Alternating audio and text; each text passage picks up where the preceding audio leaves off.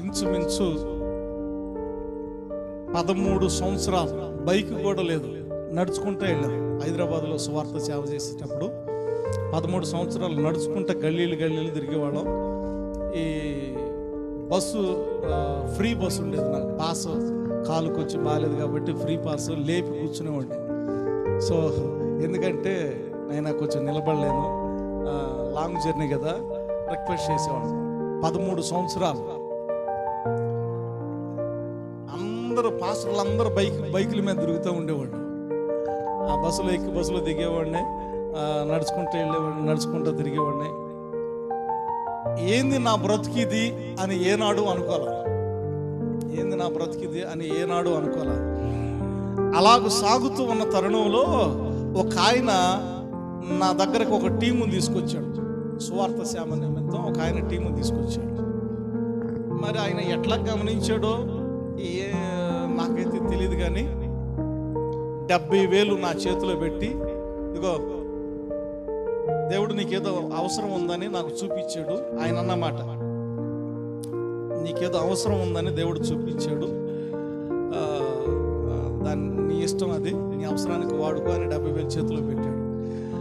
30,000 bike కట్టి, నేను అది అవసరం అనుకొని ఏనాడు కూడా దేవుడిని అడగలేదు, కానీ నేను సేవ చేసుకుంటానే నా పరిధిలో దేవుడు ఇచ్చిన దాన్ని బట్టి సేవ చేసుకుంటా సాగిపోయాం. బైక్ కొనుక్కొని ఆ 40,000 చేసినటువంటి చిన్న చిన్న అప్పులు ఉంటే తీర్చుకొని అట్లా కొనసాగించబడ్డాం. ఆ కొంచెంలోనే దేవుడిని అడుగుతూ ఉండేవాడిని, దేవా ఇదిగో నాయనా ఇది చెయ్యాలి, ఇదిగో బైబిల్ కాలేజీ ప్రారంభించాలి, ఇంతమంది సేవకులను చేయాలి, ఇన్ని సంఘాలు కట్టాలి దేవా అని అంటూ ఉన్నప్పుడు అది నెరవేర్చబడటానికి ఇంచుమించు 19 సంవత్సరాలు అయింది ప్రారంభించడానికి. 19 సంవత్సరాలు టైం తీసుకుంది, అంటే ఇంచుమించు 20 సంవత్సరాలు టైం తీసుకుంది. నేను ఏదైతే ప్రభువుని అడిగానో దానిని ప్రారంభించడానికి 20 సంవత్సరాలు టైం తీసుకుంది. ఈ 20 సంవత్సరాల టైం అయిన తర్వాత ఇక్కడికి వచ్చి బైబిల్ కాలేజీ ప్రారంభించాం. 5 బ్యాచ్లు దిగ్విజయంగా జరిగింది. 6వ బ్యాచ్ మొత్తం నేల కరుచుకుంది. ఇంక ముందుకెళ్తలే, బండి ముందుకెళ్తలే, నేల కరుచుకుంది,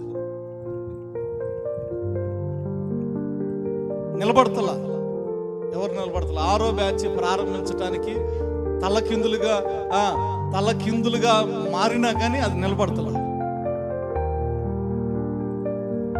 దేవ ఇది ఆపటానికి కాదు ప్రారంభించింది, నేను ఇది కొనసాగించాలి, దేవ నన్ను నడిపించు ప్రభా అని అదే ఆలోచన, అదే విధానంతో ముందుకెళ్ళాలనే ఆలోచన కలిగి సాగిపోతా ఉన్నా.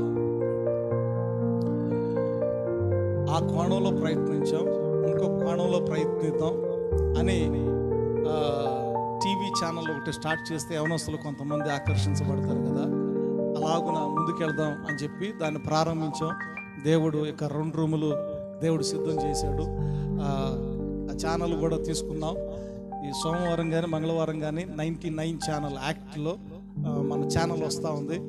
సో ప్రతిరోజు ఉదయకాలంలో ప్రార్థన అనేది ఖచ్చితంగా దానిలో దేవుడు ఒక చిన్న పాత్రగా వాడబడటానికి దేవుడు సాయం చేస్తూ ఉన్నాడు. ఇంకా అనేక సేవకులకు కూడా మనం సహకారులుగా ఉండడానికి దేవుడు సాయం చేస్తూ ఉన్నాడు.